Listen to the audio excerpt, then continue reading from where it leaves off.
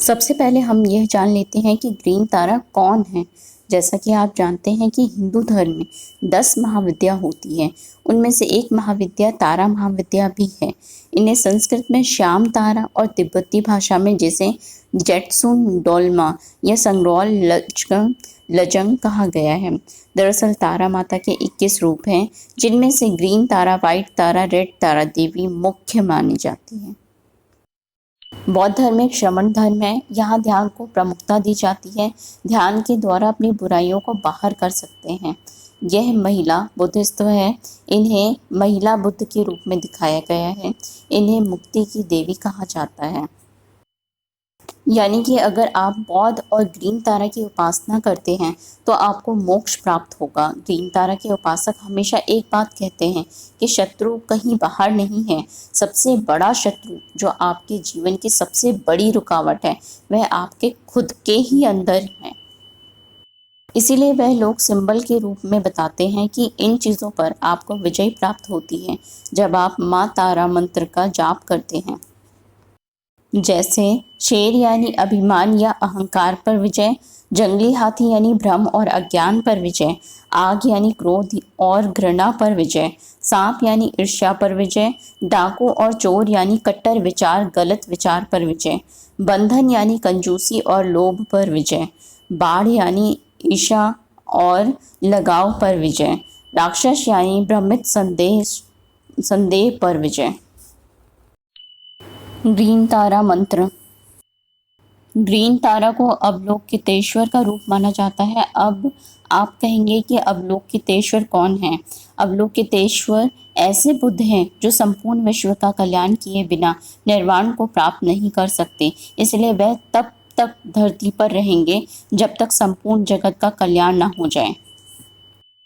इनकी मूर्ति में उनके एक हाथ में कमल है, जिससे लोग इन्हें भगवान विष्णु का अवतार भी कहते हैं।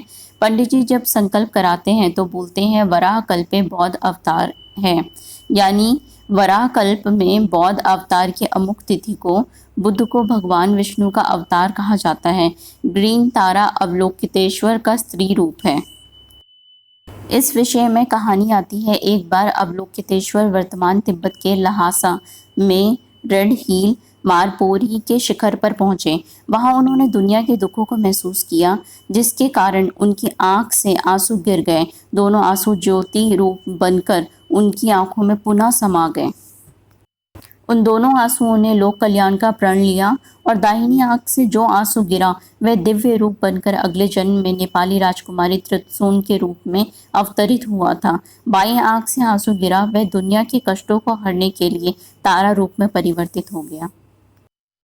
ऐसा बिल्कुल नहीं है कि तारा माता केवल तिब्बत में ही प्रसिद्ध है, बल्कि वह नेपाल, मंगोलिया, कंबोडिया, भूटान, चीन, जापान व भारत के सिक्किम में भी बहुत पॉपुलर है। ग्रीन तारा मंत्र जपने से क्या लाभ होता है? यह मंत्र मानसिक शक्ति बढ़ाने के लिए बहुत ही उत्तम माना जाता है। यह मंत्र एक बहुत ही शक्तिशाली है। इस मंत्र का जाप बहुत ही प्रभावशाली और बहुत ही जल्दी फल देने वाला है। न केवल जाप बल्कि इस मंत्र को सुनने मात्र से ही इसके प्रभाव देखने को मिले हैं। यह मंत्र आरोग्य प्रदान करने वाला है। इस मंत्र के बारे में कहा जाता है कि इस मंत्र के नियमित जाप से हार्ट और माइंड के ब्लॉकेजेस समाप्त हो जाते हैं। यह मंत्र सभी मनोकामनाओं को पूरा करने वाला मंत्र माना जाता है। जिंदगी में आने वाली सभी कठिनाइयों को, बाधाओं को इस मंत्र के जाप से दूर किया जा सकता है। यदि कोई व्यक्ति गंभीर बीमारी से जूझ रहा है तो डॉक्टरी इलाज के साथ साथ इस मंत्र का प्रयोग बहुत ही सफल रहा है। यानी कि यह मंत्र व्यक्ति को आरोग्य की ओर ले जाता है। यह मंत्र ग्रह कलेश को दूर कर घर में एक पॉजिटिव एनर्जी भरता है, जिससे जीवन में खुशहाली संभव हो पाती है। इस मंत्र को सुबह नहा धोकर ग्रीन माता का ध्यान लगाते हुए रोजाना कम से कम 108 बार जाप करना चाहिए। मंत्र जाप पूरा होने के बाद आप अपनी मनोकामना ग्रीन तारा देवी से कहें। यह मंत्र मात्र 7 दिनों के जाप में असर दिखाना शुरू करने लगता है।